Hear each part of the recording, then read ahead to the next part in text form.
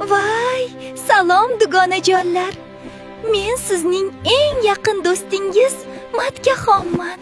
Menga ko'pincha qichishish va noqulayliklar haqida shikoyat qilasiz. Bugun sizga o'zimning eng sodiq ikkita yordamchim, Nistatin va Klotrimazol haqida sirli ma'lumotlarni aytib beraman. Ko'pchilik buni bilmaydi. Klotrimazol bugungi kunda zamburug'li infeksiyalar va qichishishga qarshi eng samarali vositadir. Uning ta'sir doirasi keng bo'lib, qattiq qichishish, achishish, qizarish va oqqish tvorogsimon ajralmalarni yo'qotishga yordam beradi.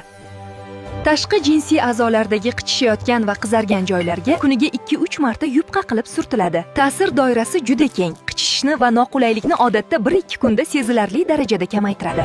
Nistatin mas bu tor mutaxassis. U faqat bitta dushmanga, ya'ni zamburug'ga qarshi kurashish uchun yaratilgan.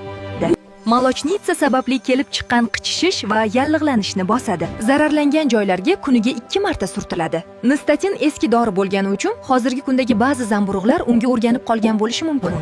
Qaysi birini tanlagan ma'qul? Agar qichishish qattiq bezovta qilayotgan bo'lsa, tibbiyotda ko'pincha klotrimazol kuchliroq dori sifatida tavsiya etiladi. Bundan tashqari, mas surtish paytida sintetik emas, faqat 100% paxtali ichki kiyim kiyish tavsiya etiladi. Mazlar faqat tashqi tomondagi qichishishni yo'qotadi. Agar infeksiya qin ichida bo'lsa, mazning o'zi yetarli bo'lmaydi. Davolanish uchun shifokor yozib beradigan vaginal svechalar va ichiladigan dorilar ham kerak bo'lishi mumkin.